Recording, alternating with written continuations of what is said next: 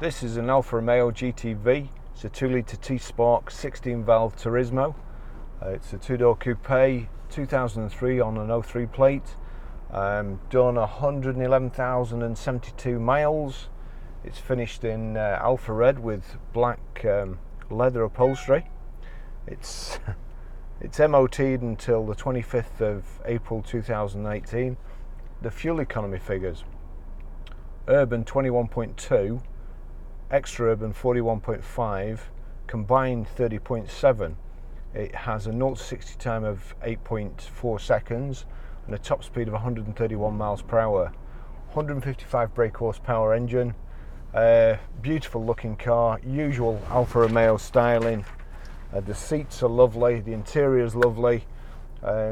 Could be made into a very nice car, and to be honest, I'm quite tempted to keep it myself. And it's going to be a future classic. It really is. It has a couple of little faults. A bit of the lacquer's peeling off on the roof and the bonnet. But for anybody who wants to get something to start off, to make a collector's car, to do the thing up, then this is an ideal base for it. The interior is pretty tidy, and as far as I'm aware, it runs okay. But this is the first time I'm going out in it now. We've taken it in part exchange off a lady, and I've no reason. She is bringing the service history in. She forgot it, so I can't tell you what it is just at the moment. So far seems to run okay. Just been ticking over on the forecourt for a short while, so temperature's all good, which is something to watch on Alfas. The styling of them, Alfa Romeos, is just beautiful. Flush door handles, or it's just a little button. The front footwells, I've got loads of legroom. It's quite a small car and I've got loads of legroom, and the reason, or the way they've made loads of legroom, is the floors actually dip, so the floor goes down from underneath the seats. It goes, and then there's kind of a footwell.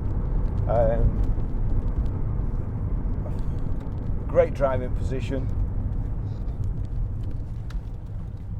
As per usual, when it comes to styling, everything the Italians do is perfect. I think this has the Pelfrau leather, so it's a really nice finished leather. Again, sports seats. One more little thing to point out: there's a crack in this front central armrest here. I assume at some stage the handbrake's not been adjusted properly, and they've kept pulling it up until it's finally just split it there. But again, that's quite an easy repair. I've sold a lot of Alfa Romeos in the past. There are a lot of Alfa Romeo breakers out there, and sadly there's quite a few of these in the breakers' yards. So I wouldn't think it would be too bad a job to get a new or a second-hand centre console, or get this one fixed.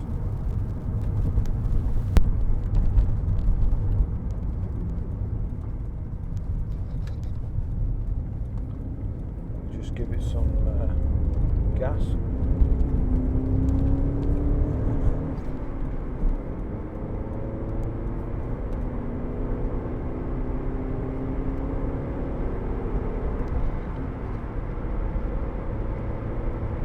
Great gearbox, nice light clutch.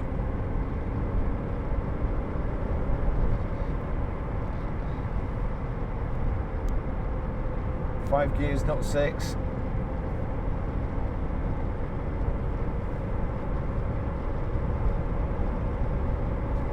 Steering wheel slightly off centre, maybe the tracking, but what a lovely drive. We're doing bit faster than you should be doing on here, so I'll slow down a bit and I'll tell you in a minute, officer.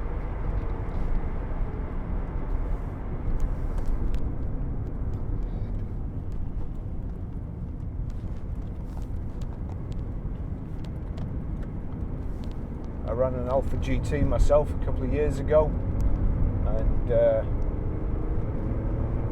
really good. Enjoyed it. Super to drive. Perfect balance around corners. And as I say, for me, it's the absolute perfect driving position.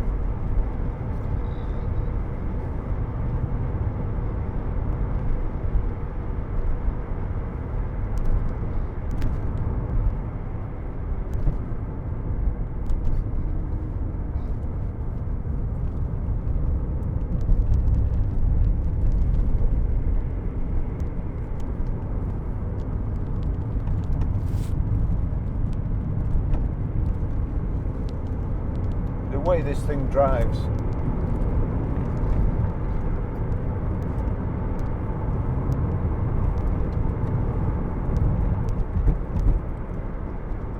I am honestly very tempted just to keep it and do it myself. Very, very little work. This car looked absolutely mint.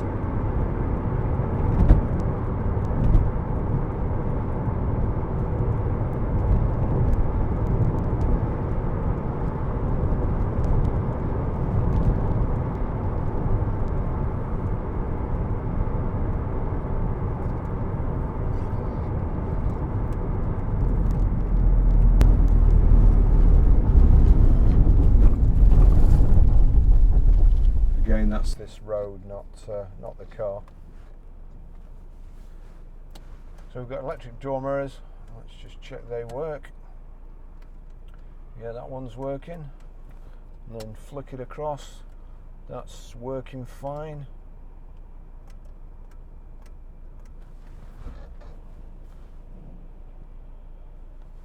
Steering wheel's all nice, 3-spoke. Wipers on the right, indicators on the left. Has air conditioning as well.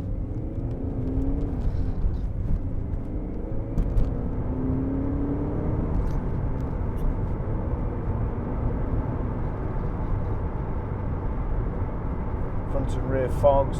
It has a CD radio. Actually, I'm assuming it's a CD radio because it's one of those that the thing goes behind. Let's just have a look. Yes, it's a CD radio. It's also got a remote control somewhere here that it's never been used, and it's still in the plastic bag from when it came. Why would you want to use it? When these remote control things came out, I bought one, and I used to keep the remote control in the little pocket here. And so in order to change that I could just do like that, I had to reach into the pocket, get the remote control, figure out which one it was, and after a while mine stayed in the door pocket as well.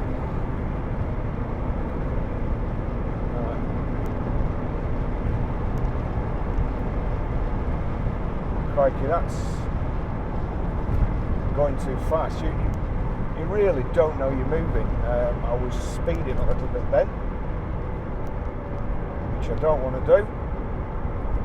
So that's 70 miles an hour, just over 3,000 revs, nice and quiet, and it's a lovely car to drive. The suspension's great. Alfas do suffer with suspension arms, the rubbers on the suspension arms. This feels great. Usually you can hear quite a bit of a knock, or even when they got really bad, the wheels are shaking. This is super. The temperature gauge is still good.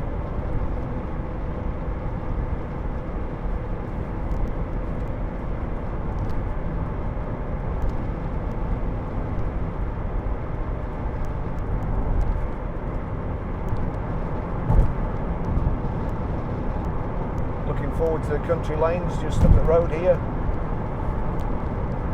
The seat's very, very comfortable. This, how would you describe it? The leather's easy for me to say. The leather is sewn in strips, and the strips come up like a cushion, so it makes the seats even more comfortable.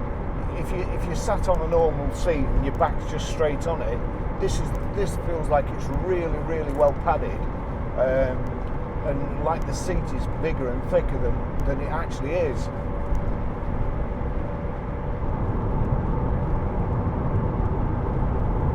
Got electric window switches here. That works fine. I won't take that down too far because it's got the camera on. We're just sat here at 70 miles an hour, and it's great.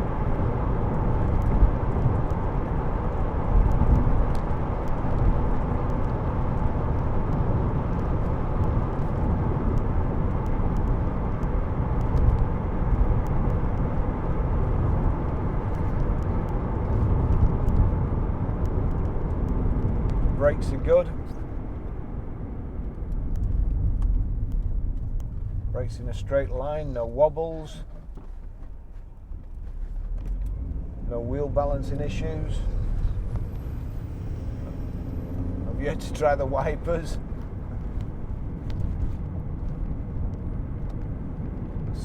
Steering on Alfa's just sublime. If this guy in the Fabia would get out of my way, it'd be even better.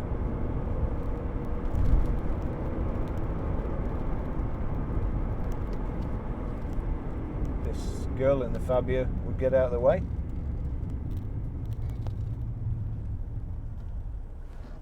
Okay, we'll try the wipers.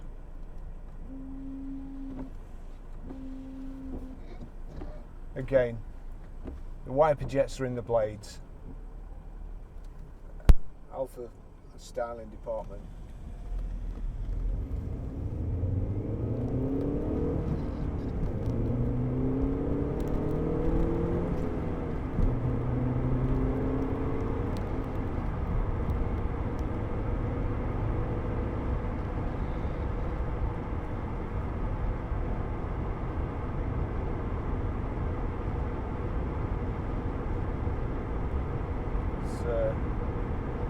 To Italy, there's thousands of these,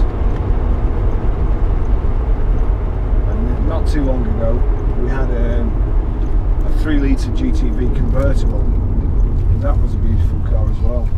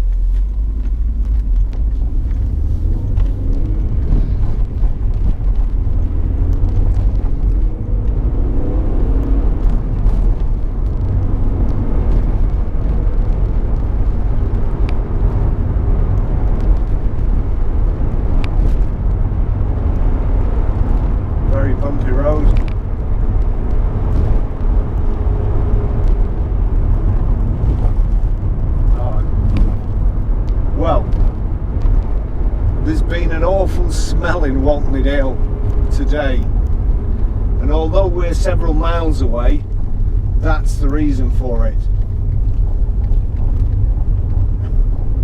Wow.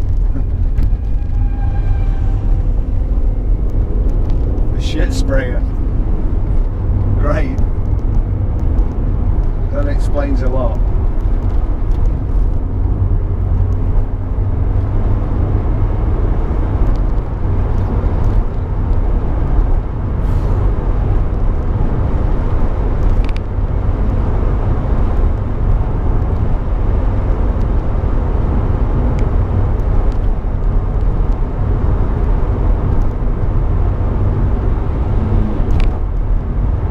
Sure that's fair doing that from a country road.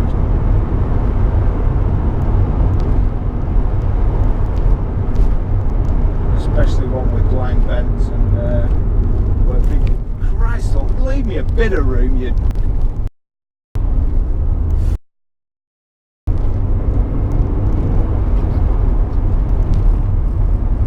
Now, when he gets up there, no, never mind.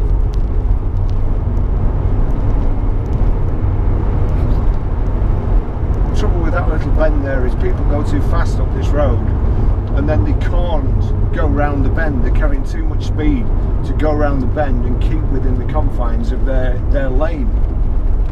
So consequently, if you're coming the other way, you've nowhere to go.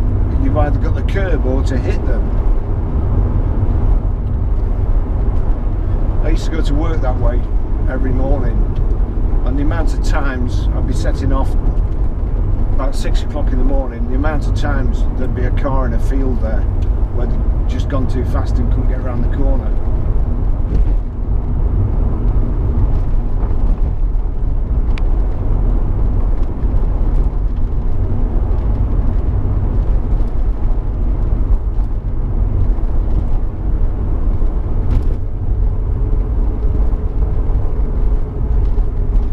Well, this is a lovely driving car.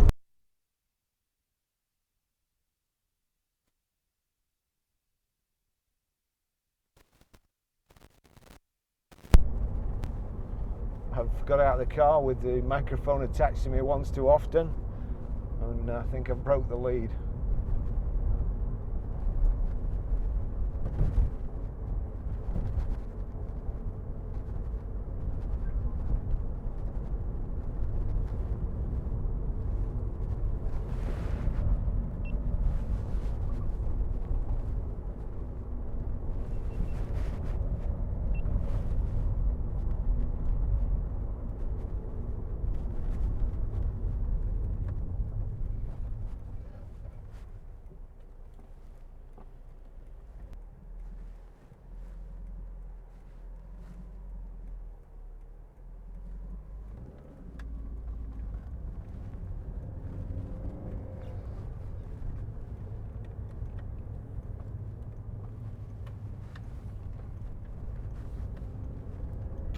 That's about it for this test drive.